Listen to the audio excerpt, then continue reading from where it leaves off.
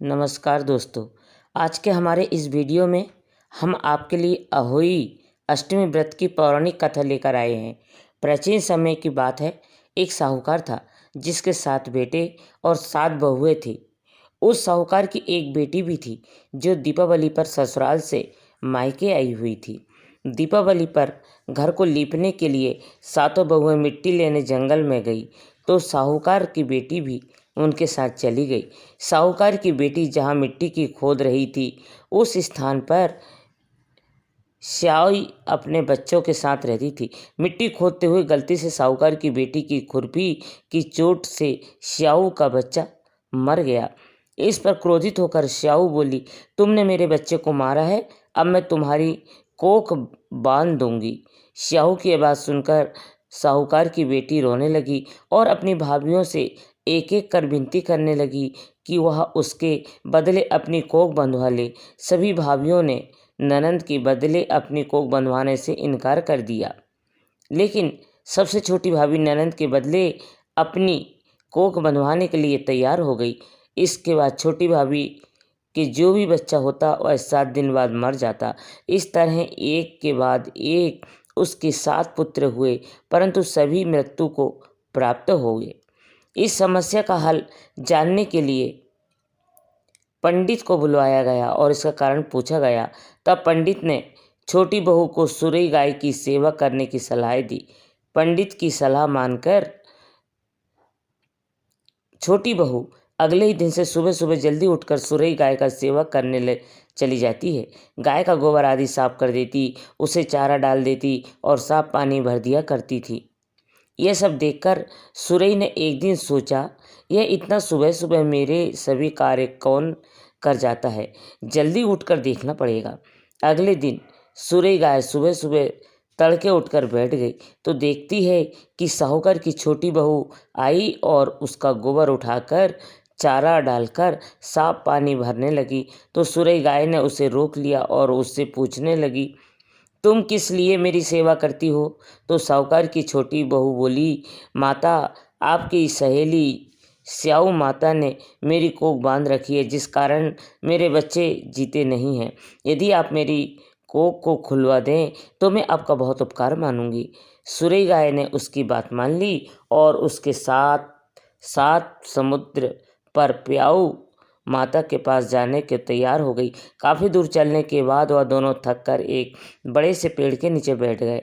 उस पेड़ पर गरुड़ पंखी का घोंसला था जिसमें उसके छोटे छोटे बच्चे थे। थोड़ी देर में साहूकार की छोटी बहू ने देखा कि एक सांप उन बच्चों को खाने के लिए आ रहा है, तो उसने उस सांप को मार डाला। थोड़ी देर में जब गरुड़ पंखी वापस आई तो खून देखकर सोचने लगी कि इसने मेरे बच्चे को मार दिया है, और वह अपनी से साहूकार की छोटी बहू को मारने लगी। तब वह बोली, मैंने तो सांप से तेरे बच्चे की रक्षा करी और तू मुझे ही मार रही है। यह सुनकर गरुड़ पंखी खुश हो गई और बोली, तूने मेरे बच्चों की रक्षा करी है, तू जो चाहे मुझसे मांग ले। यह सुनकर साहूकार की छोटी बहू बोली, तू हमें 7 समुद्र पार श्याऊ माता तक पहुंचा दे। गरुड़ पंखी ने उन दोनों को अपनी पीठ पर बैठाकर श्याऊ माता तक पहुंचा दिया। श्याऊ माता सुरई गाय को देखकर प्रसन्न हो गई और बोली, आओ बहन, बड़े दिनों में आई हो, अब आई ही हो तो मेरे बालों में जुएं पड़ गए हैं, वह देख दो। सुरई गाय के कहने पर साहूकार की छोटी बहू ने श्याऊ माता के सर से जुएं निकालने लगी। छोटी बहू ने श्याऊ माता की सारी जुएं निकाल दी, जिससे खुश होकर उन्होंने उसे आशीर्वाद दिया कि तेरे 7 बेटे और 7 बहुएं हो। यह सुनकर साहूकार की छोटी बहू बोली, लेकिन माता, मेरे तो एक भी पुत्र नहीं है। श्याऊ माता पूछने लगी, ऐसा क्यों? तो साहूकार की छोटी बहू बोली, पहले आप मुझे 7 बेटों और 7 बहुओं का आशीर्वाद दें, उसके बाद मैं आपको बताऊंगी। श्याऊ माता ने उसे वचन दे दिया। तब साहूकार की छोटी बहू बोली, माता, आपने मेरी कोख बांध रखी है, यदि आप उसे खोल दें तो मेरे 7 पुत्र और 7 बहुएं हो जाएगी। यह सुनकर श्याऊ माता बोली, तूने तो मुझे वचन में बांधकर ठग लिया, लेकिन जा, तू घर जाकर अहोई माता का व्रत कर उद्यापन कर। तेरे 7 पुत्र और 7 बहुएं होगी।